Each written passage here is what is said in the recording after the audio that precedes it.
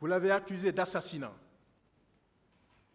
de meurtre au stade du 28 septembre et environ, de complicité de meurtre et d'assassinat, d'enlèvement, de détention, de séquestration, de torture, de complicité de coups, blessures et violences volontaires au stade du 28 septembre et aux alentours, de complicité de vol à main armée, au même endroit en 2009, d'entrave à l'arrivée des secours à Conakry le 28 septembre 2009, d'abstention délictueuse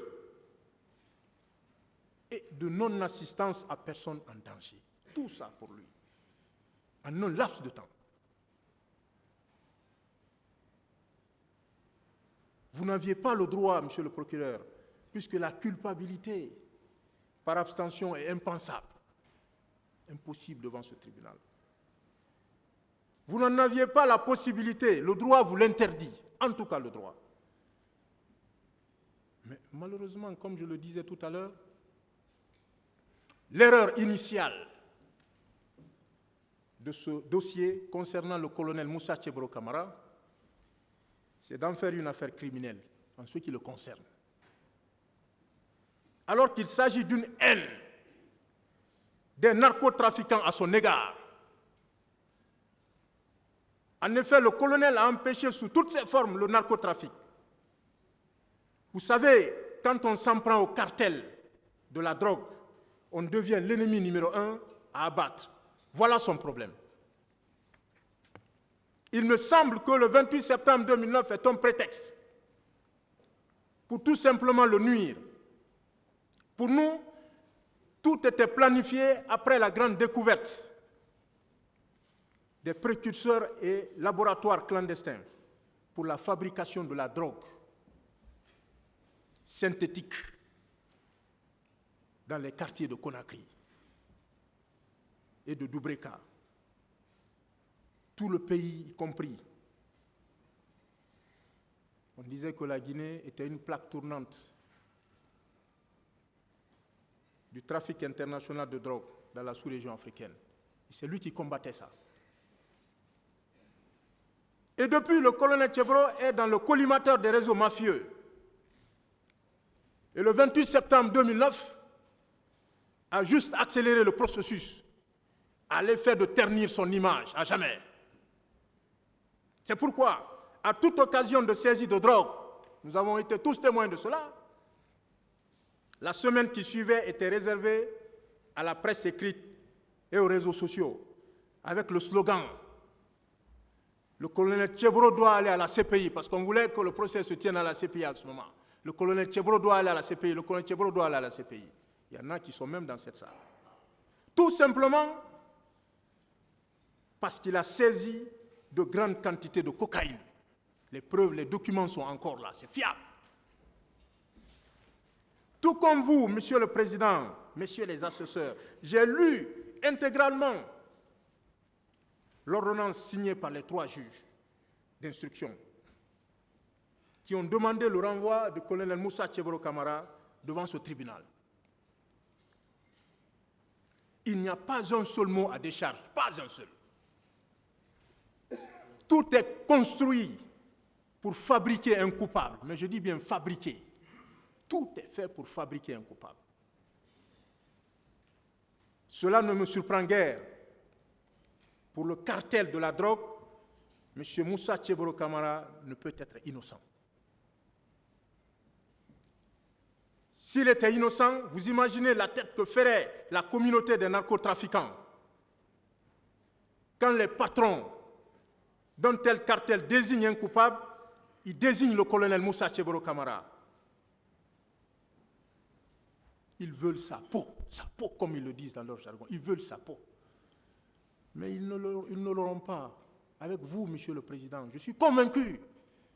Ils n'auront pas votre peau. Ces juges sont indépendants.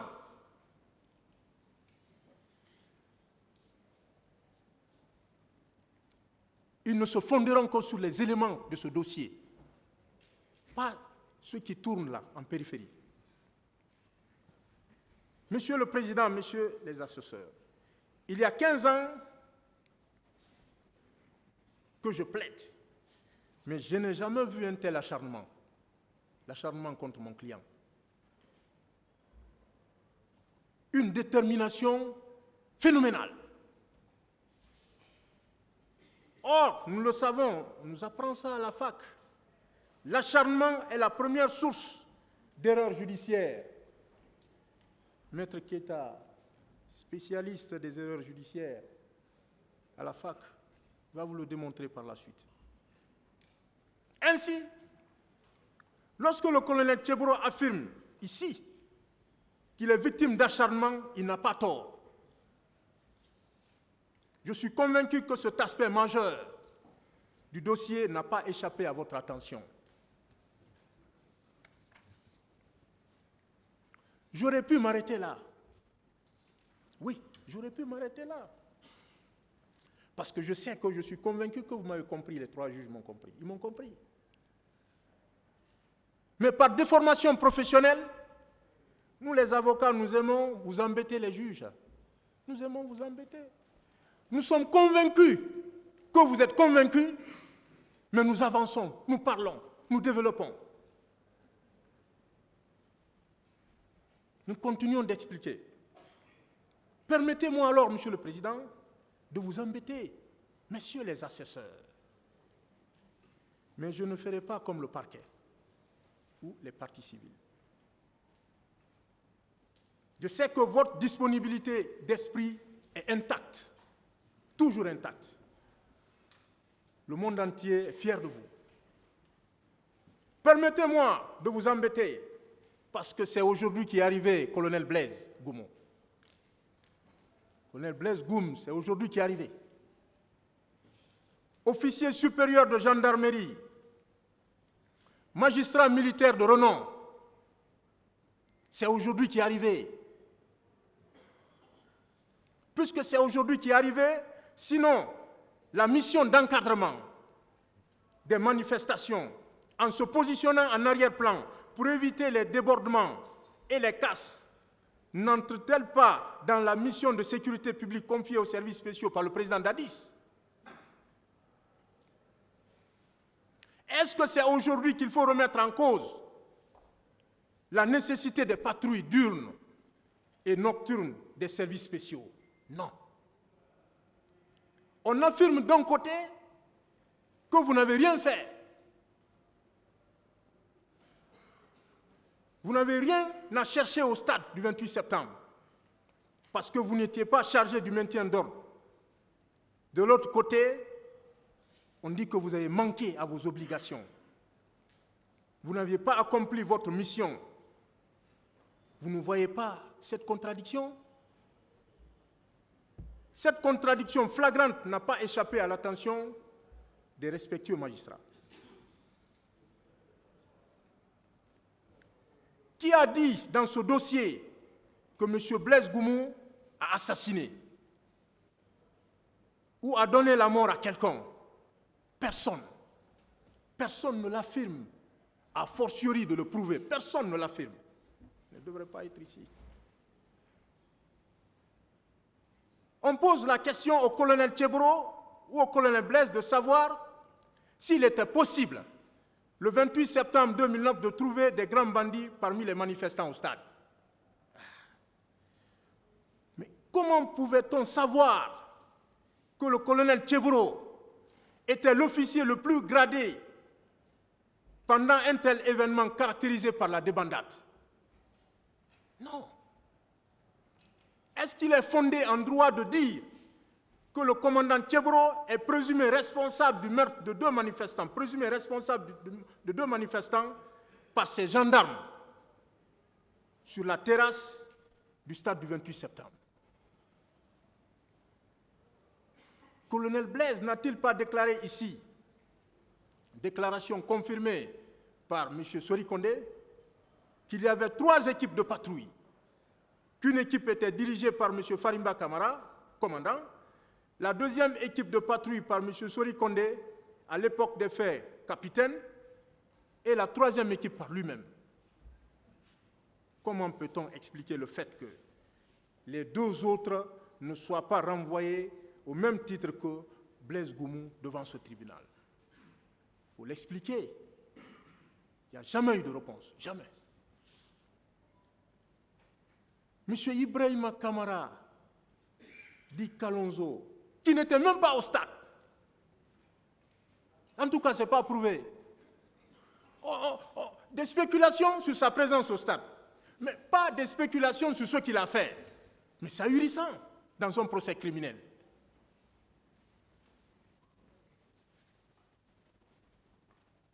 Comment expliquer de telles réquisitions à son égard?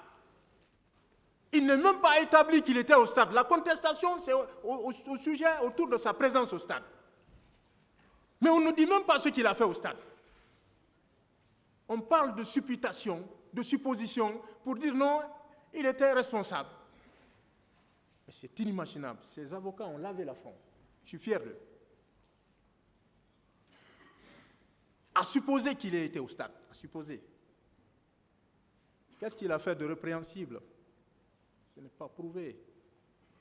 Vous serez purement et simplement libéré. Ne vous en faites pas. Colonel Moussa Tcheboro Kamara, c'est aujourd'hui qui est arrivé. Vous vous rappelez de façon constante, comme je viens de le dire, comment les citoyens vous appelaient. À part quelques inconditionnels aujourd'hui, vous êtes devenu un monstre pour les autres, surtout après les réquisitions du ministère public. Des réquisitions tordues d'un autre âge. Président Moussa Dadis Kamara, c'est aujourd'hui qui est arrivé. Homme de conviction, très très généreux. C'est aujourd'hui qui est arrivé. Dont la simple signature a changé beaucoup de situations. Commandant Toumba, Aboubakar Sidiki. L'imperturbable, c'est aujourd'hui qui est arrivé. Monsieur le ministre Abdoulaye Cherif Diaby, chirurgien de renom, vous l'êtes, vous gardez encore votre éthique. Ne tenez pas compte de ce que Dr Ben Youssouf a déclaré ici. La roue tourne, la roue de l'histoire tourne, son Excellence. Vous avez dû écouter le vieux Kémon. Le président m'excuse, le tribunal, c'est le moment. Yerema So. Hein? Soyez courageux, ça va passer. Messieurs C.C. Raphaël Abba, Marcel Guilavogui, Mamadou Aliou Keïta, Paul Mansa Guilavogui, acceptez pour ce petit temps qui vous reste à faire en prison, puisque c'est aujourd'hui qui est arrivé. Ce tribunal va vous libérer tous. Le parquet a péché par manque de stratégie. Le tribunal va prendre ses responsabilités. Monsieur le Président, Messieurs les assesseurs, avant la narration des faits, la discussion et la péroraison, la défense du colonel Moussa Tcheboro Kamara soulève, il l'avait déjà fait pendant le passage de ses parties civiles ici, soulève l'irrécevabilité de certaines constitutions de partis civils, des personnes physiques, au nombre de 27, et des associations. Pour les personnes physiques, je l'ai rappelé plusieurs fois ici, les dispositions de l'article 6 du Code de procédure pénale. Oui, une action civile ne peut être engagée après l'expiration du délai de prescription de l'action publique. En matière criminelle, le délai de prescription est de 10 ans, à compter du jour où le crime a été commis. En l'espèce, les faits se sont déroulés le 28 septembre 2009 et les personnes concernées n'ont fait leur déclaration de constitution de partie civile qu'en 2023, ici. De 2009 à 2023, je vais les citer nommément. soit plus de 10 ans après les événements. Votre action civile, c'est devant maintenant le tribunal civil. Ce n'est plus devant ce tribunal. Il y a prescription. Personne ne l'a contesté ici quand j'ai soulevé. Personne. Mais je lance le défi à quiconque. Rien ne les empêchait par contre de saisir le tribunal, comme d'autres l'ont fait. Ces actions sont donc irrécevables, ou seront irrécevables, Monsieur le Président. Il s'agit de Dr Ben Youssouf Keïta. Dieu va intervenir, Dieu a commencé à intervenir, colonel.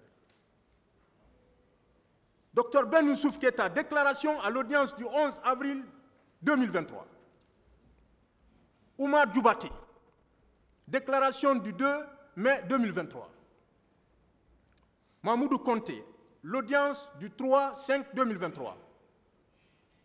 Mamadou Bayloba, 17-5-2023. Abdoulhamid Diallo, 10 juin 2023. Maître Thierno Souleymane Baldé. Pour lui d'ailleurs, il n'existe aucune preuve de sa déclaration au dossier. Son procès verbal de déclaration affirmative du 20 septembre 2022 a été écarté des débats. Nous y reviendrons tout à l'heure. Parce qu'il y a un autre problème qui le concerne. Maître Thierno Souleymane Baldé, mon confrère. 7. Efren Kamanda Souma, déclaration du 25 juillet 2023. Mamadou Yaya Diallo, du 31 juillet 2023. Mamadou Kali Diallo, ici présent, déclaration du 1er octobre 2023.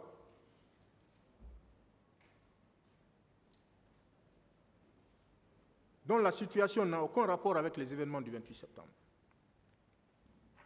Monsieur Mouktar Ba, correspondant RFI, déclaration du 9-10-2023, qui a même été dans l'impossibilité absolue de fournir au tribunal la preuve de l'existence des $150 US. Il est prétendu qu'il avait 500, voilà, en 2009, avoir $500, il faut le justifier devant ce tribunal. Votre action tout de même est irrécevable.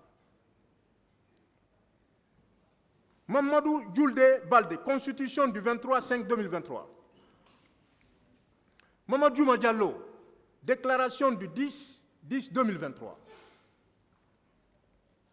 Mahmoudou Sow, déclaration des 17 et 23 mai 2023. Mamadou Aliou Diallo, des 17 et 23 mai 2023. Thierno Mamadou Aliou Diallo, 11-10-2023. Abdoulaye Djibril Diallo, 11-10-2023. Amadou Diallo BBC, 16-10-2023. Mohamed Ali Fofana, 16-10-2023. Thierno Hamidou Diallo, 16 octobre 2023. Mamadou Siré Diallo, 16 octobre 2023. Thierno Souleymane Diallo, 16 octobre 2023. Lamine Kamara, 16 octobre 2023. Ousmane Sow, 17 octobre 2023. Thierno Abdoul Matalbi Baldi, 16 octobre 2023. Mamadou Bobo Diallo, 18 octobre 2023. Boubacar Bari, 16 octobre 2023. Marissa Bangoura, 16 octobre 2023. Ces actions seront déclarées irrécevables par le tribunal en application de l'article 6 du Code de procédure pénale. À titre subsidiaire, les déclarations de Maître Thierno Souleymane Baldé et de M. Mamadou Kali Diallo sont encore irrécevables. Au sens du réquisitoire introductif du 8 février 2010 du procureur général, près la Cour d'appel de Conakry, qui vise exclusivement, Monsieur le Président, honorable membre du tribunal, les événements du 28 septembre 2009. C'est un acte officiel. Je parlerai des actes officieux, mais ça c'est un acte officiel. Et cet acte ne vise que les événements du 28 septembre 2009, ce qui s'est passé le 28 septembre 2009, pas après. On dit non, le 28 septembre et les jours suivants. non. Cette affaire concerne les événements du 28 septembre 2009. Je vais le démontrer tout à l'heure. À part ce document. Et lorsque vous prenez le protocole d'accord, signé le 28 septembre 2022 entre la République de Guinée, représentée par le président de la transition, et le bureau du procureur de la Cour pénale internationale, M. Karim Khan Kassé, vous vous rendrez compte que cet acte ne vise que les événements survenus le 28 septembre 2009 au stade du 28 septembre. Je vais vous donner lecture du préambule et des articles et de certains articles, Monsieur le Président. Ça, c'est signé au nom de la République de Guinée.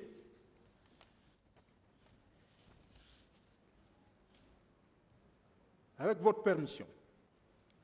Agissant en vertu du principe de complémentarité, qui constitue la pierre angulaire de l'exercice de la compétence de la Cour pénale internationale, rappelant les événements qui sont survenus le 28 septembre 2009 au stade national de Conakry, événement du 28 septembre, entre guillemets, 2009, point. Pas les jours suivants. L'article 1er. La Guinée et le bureau du procureur s'engagent à collaborer étroitement afin de mettre en œuvre le principe de complémentarité et de veiller à ce que les auteurs des crimes internationaux commis en Guinée lors des événements du 28 septembre 2009 rendent des comptes. 28 septembre 2009. Pas plus. Article 2. Sans préjudice de la séparation des pouvoirs, la Guinée s'engage à continuer d'apporter son soutien au procès consacré aux événements survenus le 28 septembre 2009, en respectant notamment ici. Donc, il ne s'agit pas des jours suivants. Il s'agit de ce qui s'est passé le 28 septembre 2009. Lorsque vous regardez même de façon informelle les Lacoste portés par les gardes, la mention est très claire. Procès des événements du 28 septembre 2009. La mention ici au tribunal, lorsque vous regardez le tribunal même, la mention au tribunal est sans ambiguïté. Événement du 28 septembre 2009. On veut aller où? Et ils font état, M. Mamadou Kali et le confrère Thierno Souleymane Baldé font état des événements qui se sont déroulés un mois après, soit le 28 octobre 2009. Mais ça n'a rien à voir avec les événements qui se sont déroulés au stade. Ces broutilles n'ont rien à voir avec les événements du stade du 28 septembre. Il n'y a aucun lien de connexité entre la grève de la faim qu'ils prétendaient observer le 28 octobre 2009, soit un mois, jour pour jour, après les événements du 28 septembre, et les 10 événements. Aucun lien, aucun lien. Nous l'avons démontré ici. La prétendue dénonciation des actes commis au stade, qu'ils étaient en train de dénoncer les actes qui sont commis au stade du 28 septembre, n'a aucun lien avec les infractions. Aucun. C'est ça le lien de connexité en droit. Les prétendues victimes n'ont donc pu situer dans le temps la notion d'événement du 28 septembre et jour suivant. La question leur a été posée. À peine s'ils nous ont répondu. Il y a lieu, Monsieur le Président, honorable membre du tribunal, de déclarer irrécevable l'action des parties civiles dont les noms et prénoms viennent d'être fournis au tribunal. Ça, c'était pour les personnes physiques. Pour les personnes morales, là aussi, c'est imparable. Les associations FIDH, l'OGDH et l'AVIPA. Nous avons été clairs ici. Des conclusions ont été produites. Je fais mien, Monsieur le Président, les arguments imparables développés par Maître Paul Yomba Kourouma, le Baobab, et Maître Lansine Silla, dans leur conclusion du 30 septembre 2022, prise sur le fondement de l'article 156 du Code de procédure pénale. Parce que c'est très clair. Ces associations, sommairement, se prévalent de la qualité de partie civile, alors qu'elles ne peuvent justifier par la production de leur statut et agrément qu'elles constituent des associations régulièrement agréées depuis 5 ans, se proposant de lutter contre les faits énumérés à l'article 156 évoqué. Les conclusions suffisamment développées sont versées au dossier. Il y a lieu également de déclarer irrécevables ces constitutions de partie civile. Maintenant, qu'est-ce que le colonel a fait? Qu'est-ce qu'il a fait? Et que le parquet a été dans l'impossibilité absolue de restituer correctement. Parce qu'à partir du moment où on rate la restitution des faits, la narration des faits, il va de soi que l'application de la règle de droit ne sera pas intelligible. Ça ne marchera pas. Parce qu'il ne s'agit pas de partir de l'ordonnance de renvoi des faits dans l'ordonnance de renvoi qui ne rapporte même pas les faits. Il ne s'agit pas de prendre les journaux, des coupures de journaux, pour dire oui, les bérets rouges ont fait irruption au stade du 28 septembre. Au stade du 28 septembre, il y avait les gendarmes des services spéciaux, les gendarmes de colonel Tchebro, on parle même des gendarmes de l'antidrogue, ainsi de suite. Merci à Maître Lilouma de me passer l'expression, c'est évasif, c'est évasif, c'est évasif, Maître Lilouma, merci. C'est vraiment évasif.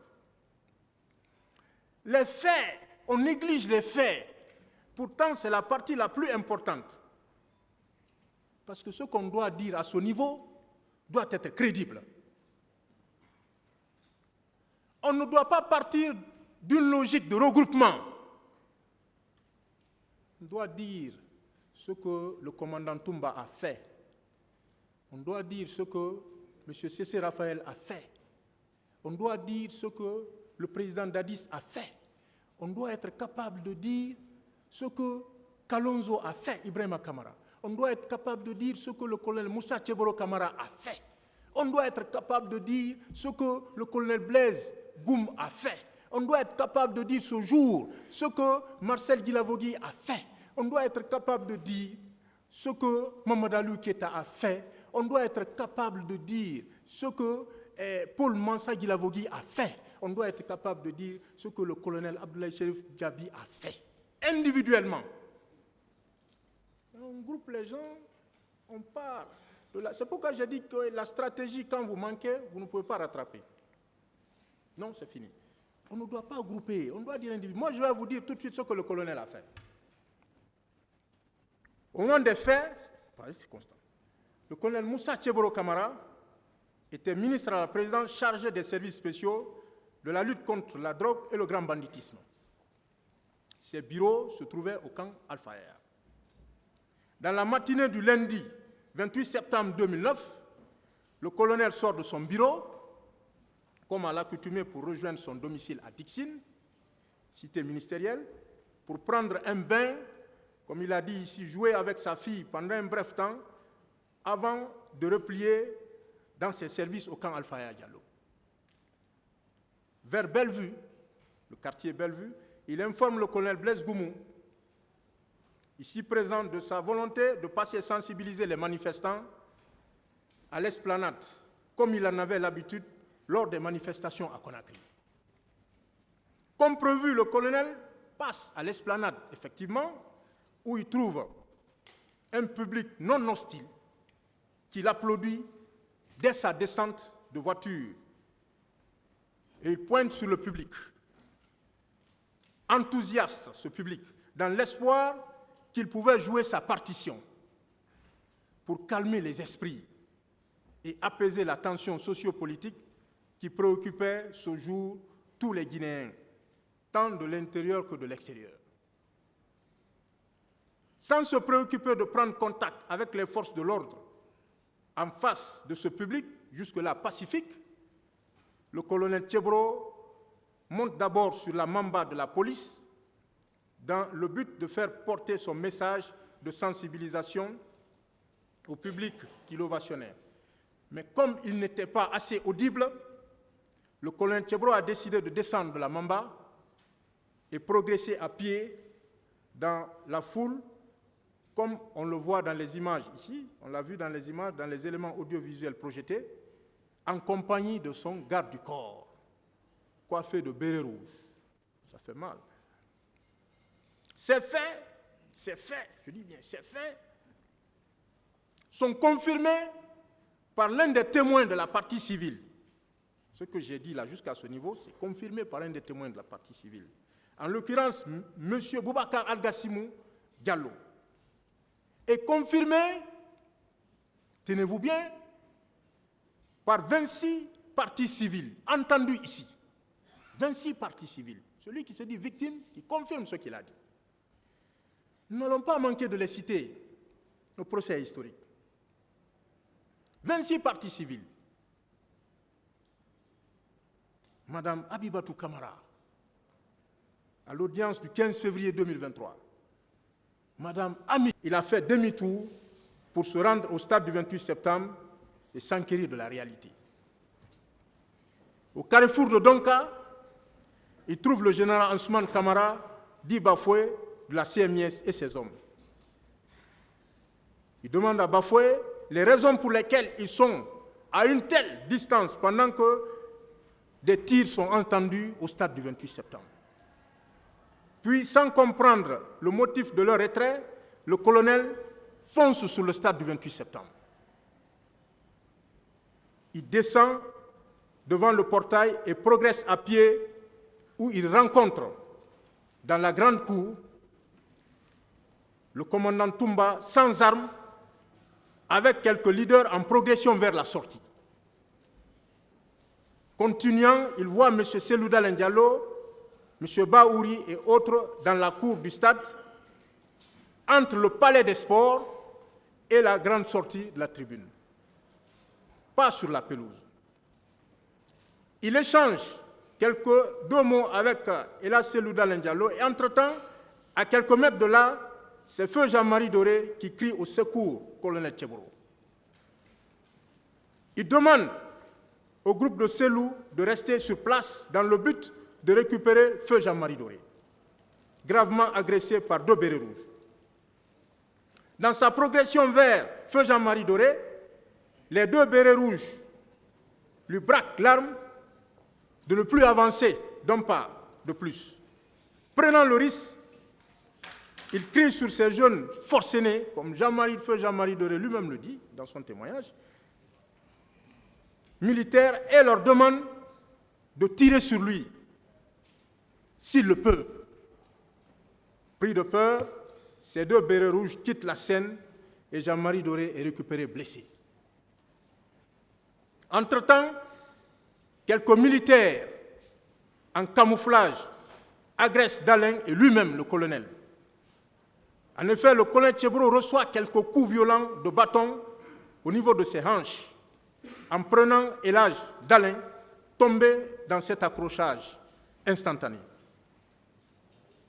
Il arrive à se défaire de ses agresseurs et progresse avec tout le groupe vers l'esplanade où il avait sa voiture, le président Dalin avec son garde du corps,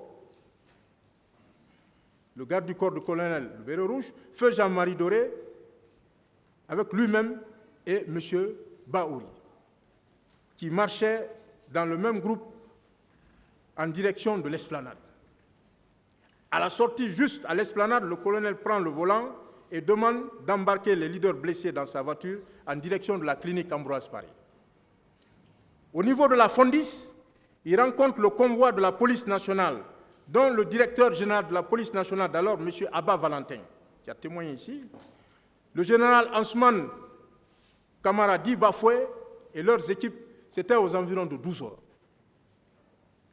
le colonel a échangé brièvement avec le directeur général de la police d'alors sur la situation qui prévalait au stade du 28 septembre. M. Valentin Abba, témoin direct, a été très clair. Puis, le colonel a continué à la clinique Ambroise Paré avec les blessés.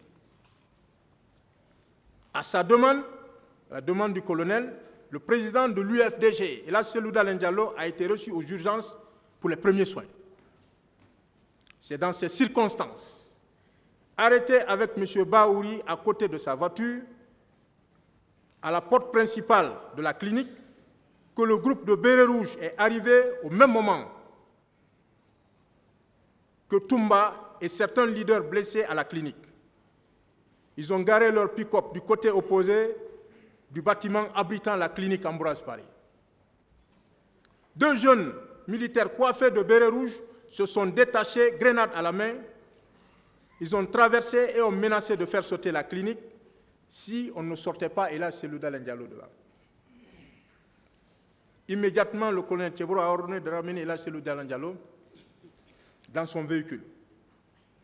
Ce qui fut fait, et le colonel a pris la direction de la ville pour l'hôpital du camp Samori Touré, où il a donné des consignes particulières de prise en charge immédiate et qu'à part les médecins militaires, personne d'autre n'avait le droit de les voir.